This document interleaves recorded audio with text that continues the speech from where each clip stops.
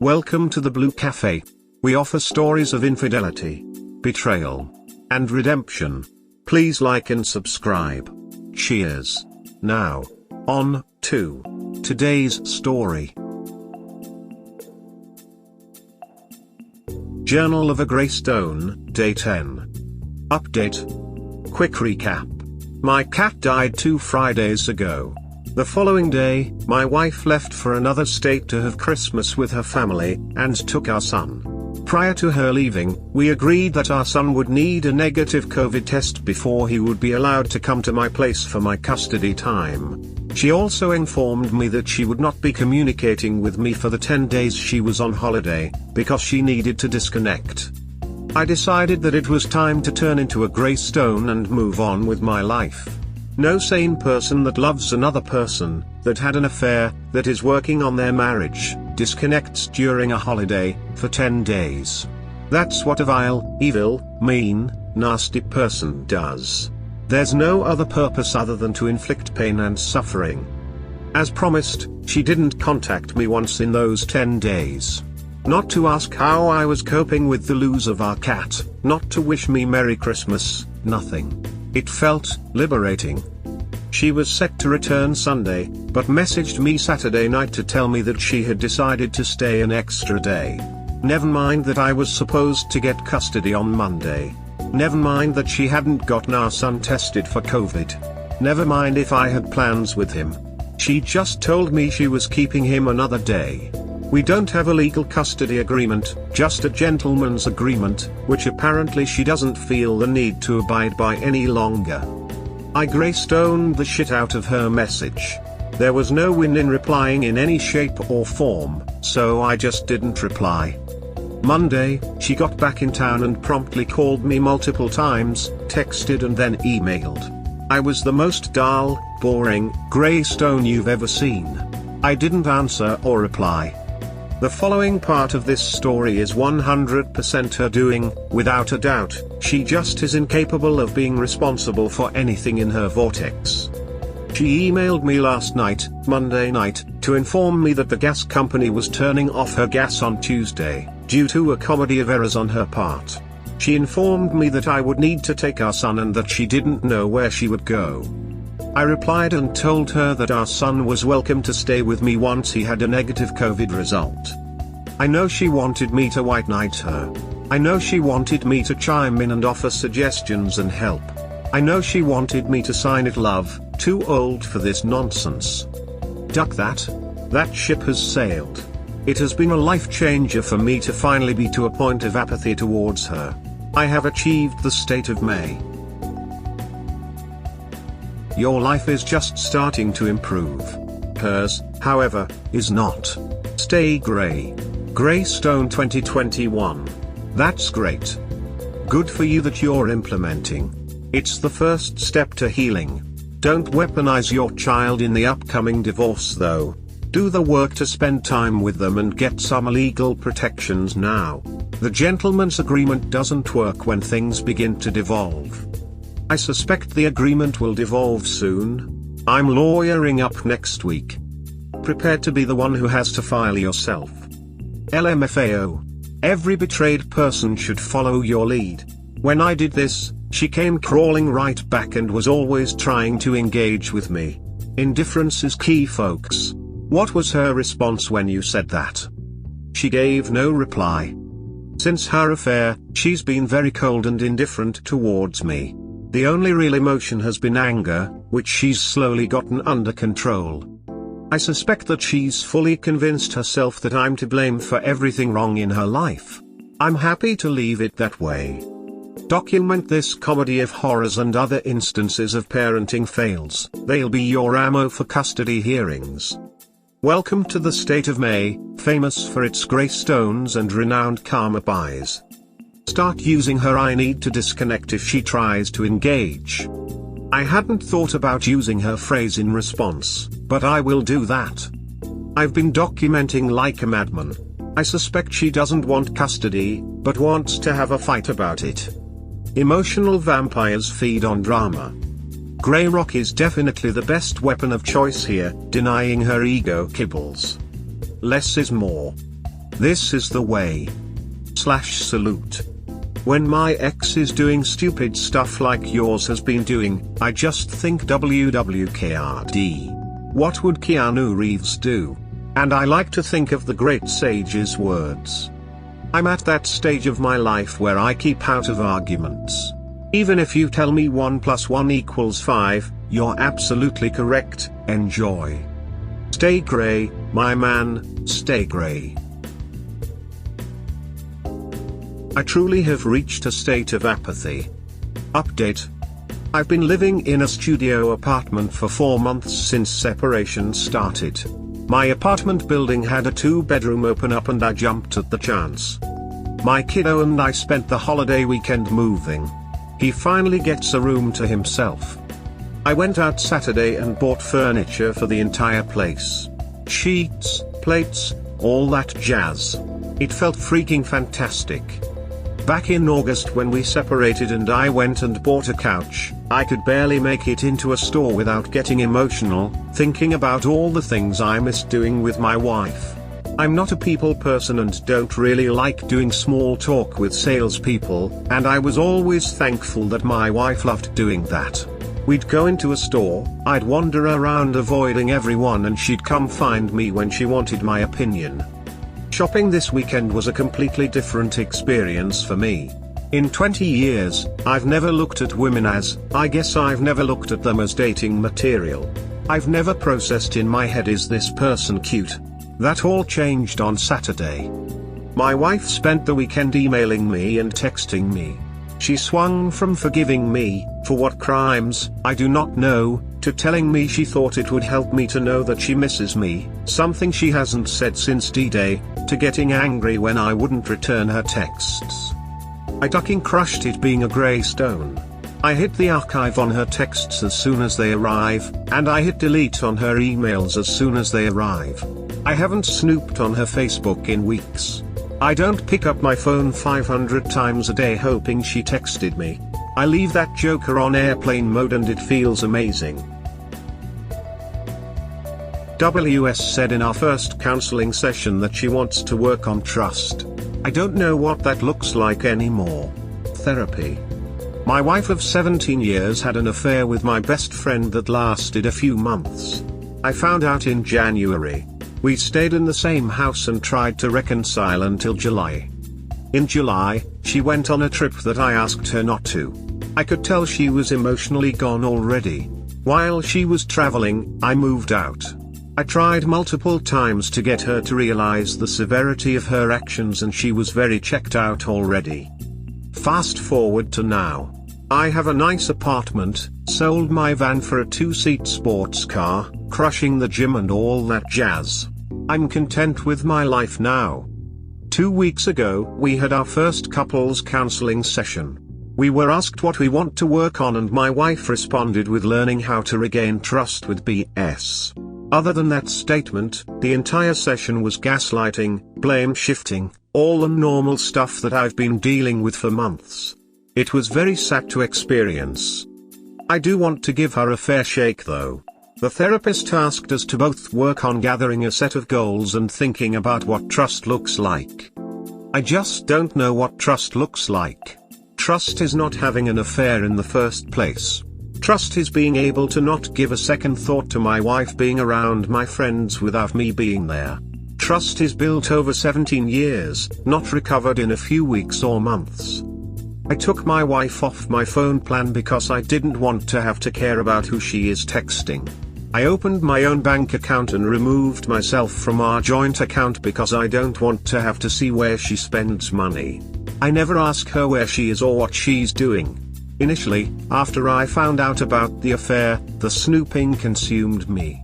I learned that I would never have the answers I wanted and I could either let it consume me, or just move on. The concern I used to have for her and what she was doing, pre-affair, is just a dead space now in my mind. She's hovering around in my life, but not in the same way as before. It's really hard to formulate the words. TL, Doctor, what does trust look like after an affair? Fun little game I've been playing with STBXW. Update. I moved from my studio to a 2-bedroom apartment at the start of the month. I went out and bought furniture for the entire place since I moved out with nothing. New sheets, new bed, new plates, everything. I felt like a kid going off to college. My STBXW has reached out a few times hinting at wanting to be invited over to see my place. I've been pretending to be too dense to notice her hints. I only plan on letting ladies come over that didn't blow up a 20-year relationship. I'm doing fine, STBXW. I don't need you to pick out sheets and towels. I shared photos of the apartment with people that care about me, not narcissistic vacuums. Update after 10 months of trying to reconcile. Update. My wife told me about her affair in February 2020.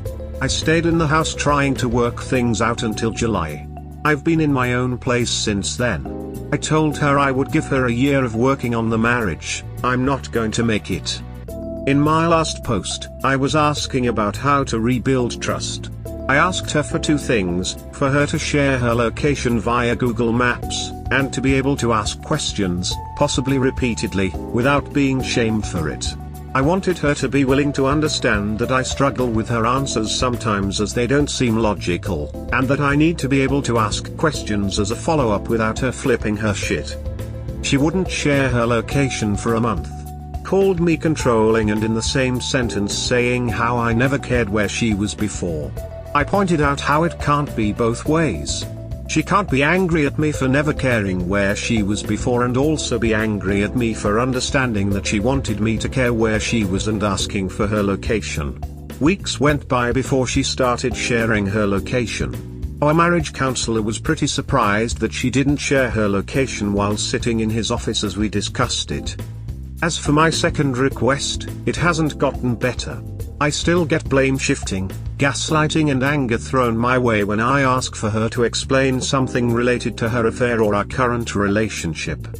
In therapy recently, I mentioned that I feel like I'm in a holding pattern waiting for her to work on herself. After the session, she called me to tell me that she hasn't been giving our marriage 100% for the last few months because she's afraid of being hurt. I'm giving it 110%. It's soul-crushing to hear someone you love say they've been only kinder, sorta working on their relationship with you. A huge pain point in our relationship has always been Christmas. I don't celebrate holidays. She does. It never bothered me that she would go visit her family over the holidays. She weaponized this against me after her affair, stating that she was forced to have Christmas with her family because I don't know, I'm not fun I guess. Well, Christmas is upon us. I asked her to spend it with me, we could plan a trip or something. A week went by, and she never followed up on the offer. Next thing I know, she lets slip that she'll be with her parents for the entire holiday. Message received. She asks for ways to work on the relationship. I give her ideas. She never executes. I'm realizing it's all just 1% over the minimum amount of effort needed to, hell, I don't know, I guess string me along. She says I never tell her about my day. I tell her that's because she never calls. I'm told I'm being mean. Sadly, the next 2 weeks will be the hardest of my life. I'm realizing that because I want to move out of the state, I won't get custody. My parents tell me that I'm not a bad parent for wanting to move at the risk of getting custody. I'm hoping that because our kid is older, the court will let them decide who to live with. It's time to hire a lawyer. To all of you out there spending your first Christmas alone, have a drink with me and cheers. This will probably be my last update, but I'll be around to chime in on all your threads. Update. Well, it's been almost a year since D-Day. This sub probably saved my life. I've never needed any attaboy or you got this in my life. I moved 2,000 miles away from everything I knew at 17 years old. I've always been able to pick myself up by my bootstraps. My STBXW's affair with my best friend destroyed me and made me an empty, hollow husk of a man. I joined this sub and met some amazing people.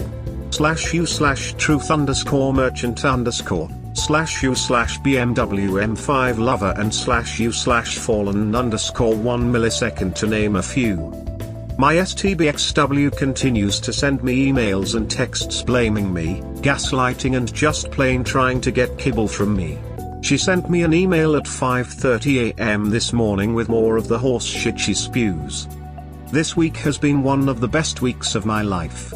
I've been on 2 dates with a lovely lady. We text and chat non-stop all day. My boss even mentioned that he noticed something has changed this week. He's glad for whatever it is. So, Monday morning, I drop my kiddo off with my STBXW and come back to my apartment. And then, Operation Bra Left Behind commences. The lovely lady I've been chatting up comes over for dinner Monday night. She's spent this week teasing me non-stop. Life is good, folks. You will recover, but only if you make it happen. Your life is what you make of it. Leave the relationship debt that your spouse dropped on you and live the best version of you that you can. I owe this sub a debt which I don't know can ever be repaid. I probably won't have another update, but I'll be here for at least a few more months to pay it forward. I hope you all find your true north. How should I handle the affair conversation in the dating world? Advice: feel free to take a peek at my submission history if you want a backstory.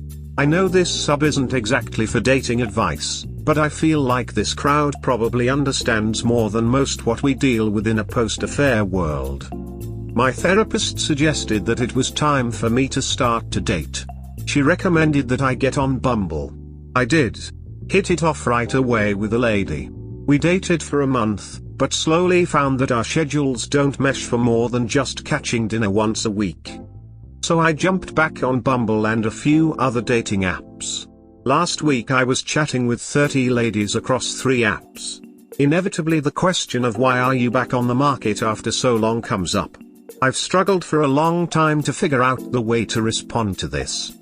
I'm generally a very straightforward person. Present the facts and let other people decide. My wife of 17 years had an affair with my best friend. I've been separated for a year. Divorce is just awaiting courts. Pretty much every lady bails at this point. The ones that make it past that hurdle then move on to the what are you looking for in a relationship question. I've struggled with this as well. I have unlimited PTO, I work remotely, I have 0 debt, I have a 2-seat sports car, not hauling your kids around, my passport has 40+ stamps in it, I'm looking for a lady to be my partner in crime. I get the feeling that when I say these things, ladies read them as I just want to duck, please don't tie me down in a relationship. I've never had a one-night stand in my life. I just want to hang out with cool people and see the world. I get the feeling that ladies enjoy the idea of this life, but once it's presented as a reality, they bail because there's no white picket fence or something. At this point, I'm pretty much ready to bail on the dating apps, but wanted to see what everyone's thoughts are. I have a couple single buddies and they tell me to expect about 2% of the ladies on apps to actually move past the pen pal stage. 1 in 50? I'd rather invest my time in ducking off on the dirt bike. Do I share my wins with my son if my ex asks about them? Advice. It has taken a lot of work to get my son to the point where he was ready and interested to ride a dirt bike. His mom commonly stepped on him being adventurous. I ride almost every weekend and have always wanted my son to try and join me. A year into the separation, I finally worked my son out of his shell and got him onto a dirt bike that I bought him this weekend. Next to him getting his scuba cert, seeing him on a dirt bike was probably my proudest dad moment of all time. His time with me wrapped up this morning and I dropped him off at his mom's. She texted me around lunch and asked for a photo of him riding the dirt bike.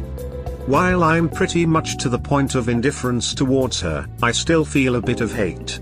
Her affair after 17 years of marriage, essentially robbed me of 50% of my time with my son in the stage of his life where I really wanted to have the greatest impact.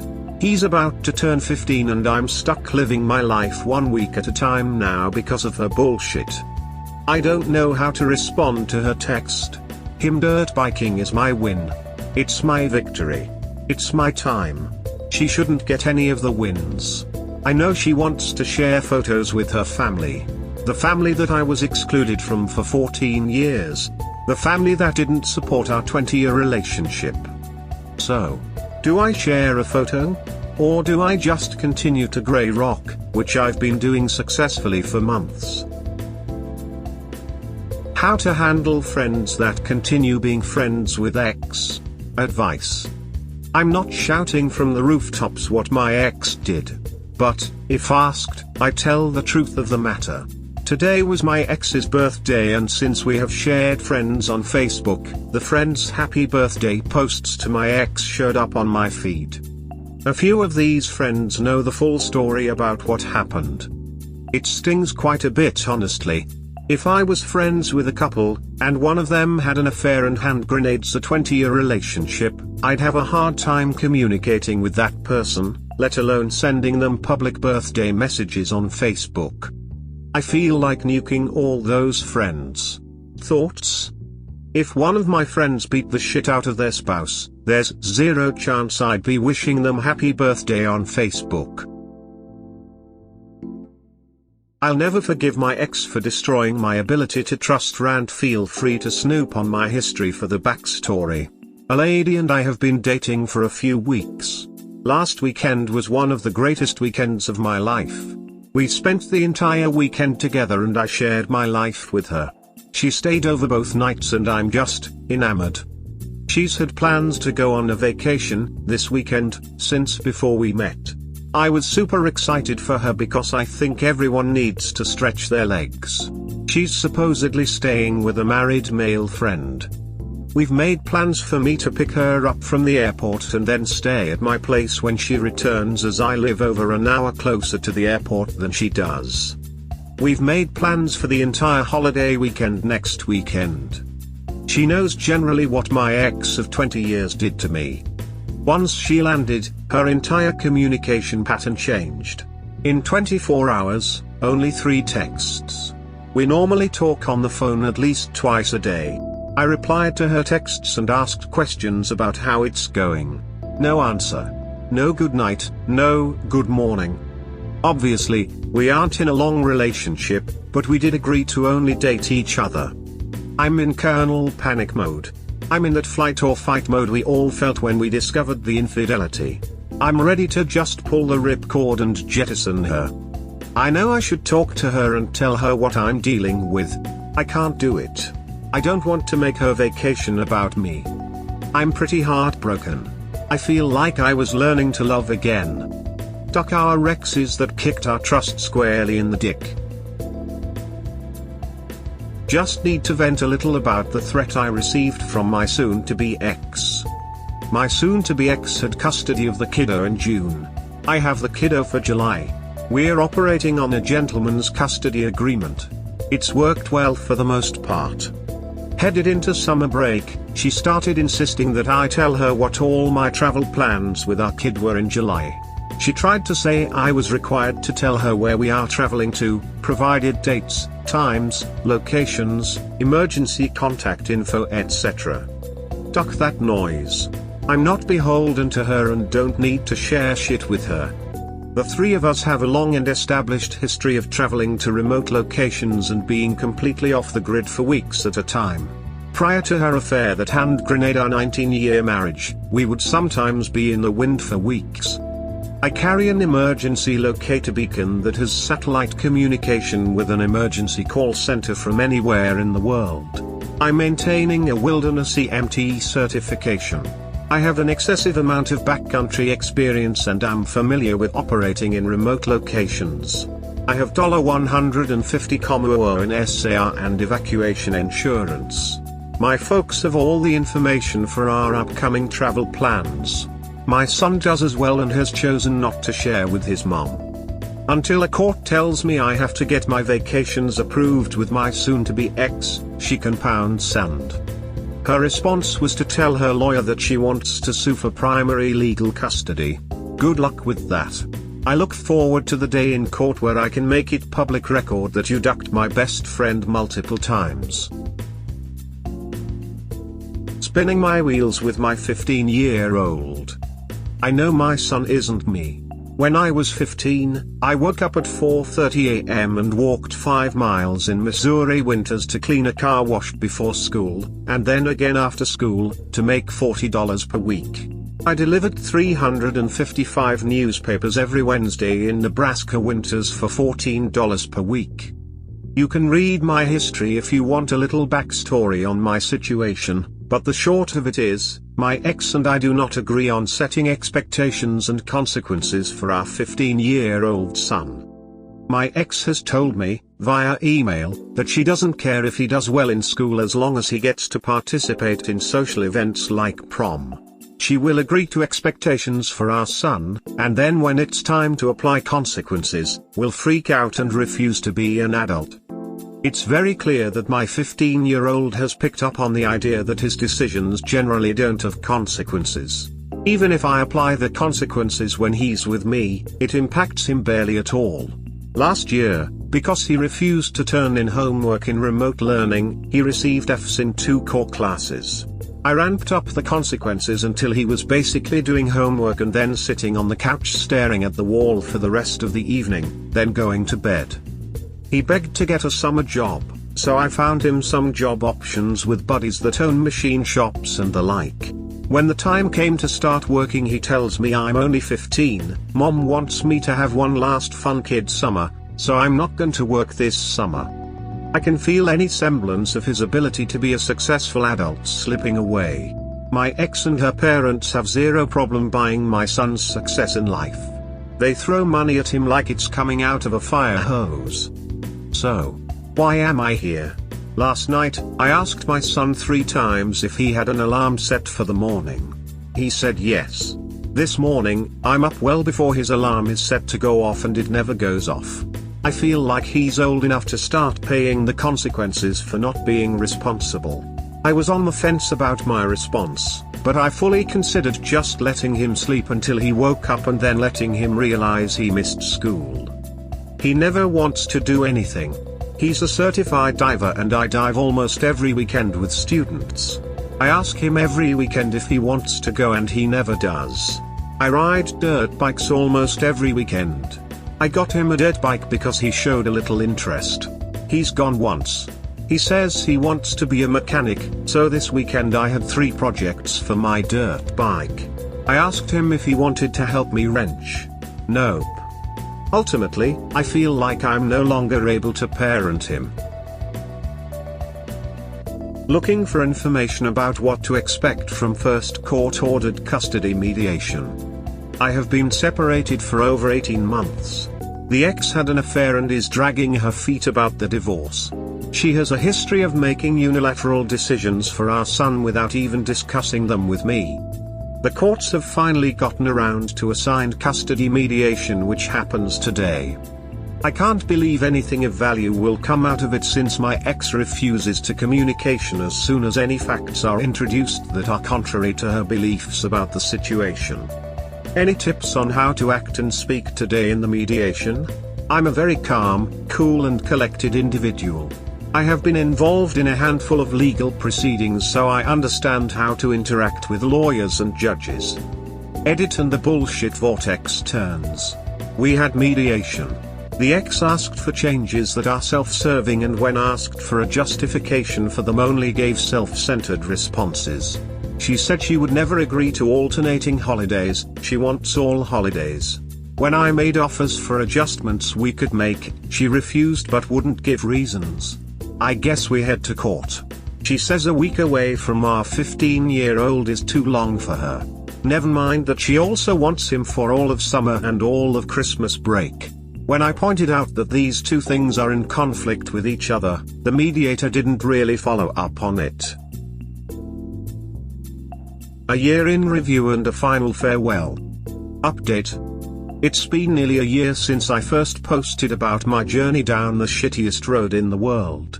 I would have waited for exactly a year, 2 more weeks, but I'll be traveling without internet for the next few weeks. A recap: in February 2020, my wife of 19 years told me that she had slept with my best friend multiple times. This friend and I were involved in a number of clubs and organizations together. In one fell swoop I lost my family, hobbies and work. The ex, we had a gentleman's agreement about custody and finances. It was a good deal for my ex. When the time came for her to make me whole, she hired a lawyer and decided to fight everything. She still owes me for 50% of the household goods, 10% of the home, and about $10,000 in cash, plus lawyer fees. She has filed in court for full custody and I'm in the process of jumping through all the insane hoops that go along with family court. Our son will be 21 before we have custody sorted. /S. She does fun things like drop him off at 7 a.m. on Labor Day, with zero warning or notification. She's emailed me to tell me that him attending prom is more important than his education. She told me that before I date anyone, I need to do a full background check on them. The laughs I have at her expense are numerous and I could write for days about the madness that surrounds her vortex of bullshit. Our 20-year anniversary would be in a few weeks.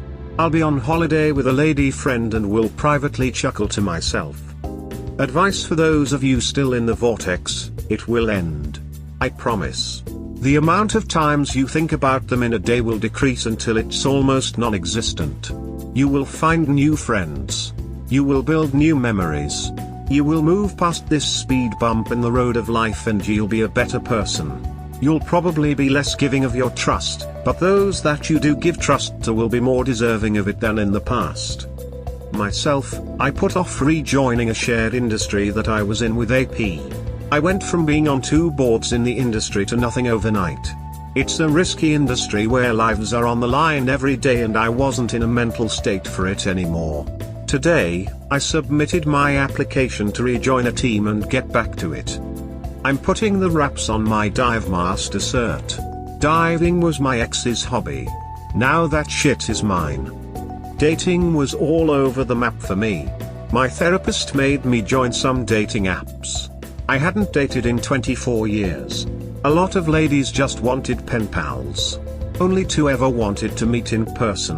One of them stuck around and we're starting to share a life together. I posted about some situations I was working through with my lady friend. My therapist and parents remind me often to worry less about tomorrow and focus on today. I couldn't ride motorcycles for almost a year. The first time I did, I rode the wrong way down 2 different one-way streets. I was very much in the wrong mental state. In May, I got back to riding with buddies. Just the other day, one of my best friends said to me, "I'm glad you're finally really back. A lot of us thought we had lost you. It's good to see you smiling again." My ex and I talked for years about getting tattoos together, but she would never commit. I have a tattoo now. This sub, you guys saved my life. I have no doubt of it. One of my best friends was found on this sub. Tiffany, if you're reading this, you're not as far along in your journey as I am, but I know you'll get there. Stop running away from things and start running towards something. Farewell, I'm off to the other side of the world in 2 weeks. I'll be gone for 2 weeks on a trip with my lady friend. The remainder of 2021 will be spent prepping for 2022. I've already booked flights to 4 countries in 2022. I have plans to move somewhere I want to move to for the first time since I got married 19 years ago. All our moves were for my ex's career. 2022 will see me getting my skydiving cert and finishing my wilderness EMT certification. This will hopefully be my last submission. I'll still lurk and offer advice, but my story ends here. Updates from the crazy train, choo choo. Update. My son failed 2 core classes last year. All year long, the ex and I agreed that if our son failed any courses that he would retake them the following year. Summer school would not be utilized. After he failed 2 courses, I advocated to move him to a professional, paid, online education. The ex refused because I already pay school taxes and I don't believe in asynchronous learning. In-person socialization is more important than education. The end of June arrives and the ex emails me to tell me that she has enrolled our son in course recovery, which is essentially asynchronous summer school. Remember the part where I said she didn't think asynchronous education was real? That lasts an entire year. Ignoring the fact that she's making unilateral decisions about our son, she completely undermined us with our son because he no longer had to pay the consequences for his actions, taking 9th grade classes again as a 10th grader. This also sets our son up to fail 10th grade classes that build on the 9th grade education that he failed. How the duck can someone expect a student to pass 10th grade math when they don't grasp 9th grade math? The ex insisted that she would supervise the course recovery program. Cool, own it, because I want no part of this madness. Every few weeks I log into the system to check our son's progression and grades. He's well behind schedule and currently has a 15% in math. I ask the ex if she has him on a schedule completing work. She tells me that he completes 3 tasks a day, 5 days a week. That doesn't appear to line up with what the site shows, but whatever. I ask her if she defined expectations and consequences. She tells me that her expectations are that he completes the work and doesn't care what the grades/scores are. She tells me that she has told our son there are no consequences for failure. I have this in an email. This week I had finally had enough. He hasn't done work in weeks. I message him and ask him what lesson he is on. He tells me he is on a lesson about 40 ahead of where the website shows him. A little note, he can't work on lessons other than the next one on the list, so he can't access a lesson 40 in advance. Cool, so I've set him up for a checkmate. I ask him to complete the next lesson and send me a screenshot of the results/grade/score. 2 hours later, my ex emails me and tells me that the site deleted all his progress from the last 3 months. Choo choo, all aboard the crazy train. Before we can discuss anything, my ex emails the school counselor and CCs me and our son and makes the claim that the summer school website, which is used by 20 million users, deleted months of work. I text my son and tell him that I have experience building an industry-leading LMS, learning management system. I understand the level of tracking that LMSs have and would he like to correct the record with me before we get the school more involved. He doubles down on the lies. The school counselor replies with a session report that shows login, logout, idle time, IP addresses, and what, if any, work was completed in that time. My son has hundreds of hours of idle time. My ex refuses to accept this. She asks for the company that built the software to be contacted. The school tells my ex that in the 4 years that the software has been in use in the district, never once has a student reported deleted work. The company replies with even more information to contradict the idea that somehow the system ate my homework. I email my ex directly and tell her that it's either one of 2 things. 1, she has lied about supervising. She claims to have seen our son's results on each assignment, and she has now included our son in her lies. Or, 2, our son has been lying to her and she has not been monitoring his studies as she stated in writing that she would. Meanwhile, I have a son that was forced into an education situation that was designed for him to fail. The school allowed it, my ex forced it, and I'm powerless to correct it because the courts are dragging their feet. I emailed my lawyer and said, this is what it looks like when the family court system fails the child. I included screenshots of his current grades, which include 2 Fs in 10th grade courses and 2 Fs in 9th grade courses. We hope you have enjoyed today's episode. Please comment, like and subscribe. Cheers. Have a wonderful day or night. Wherever you are.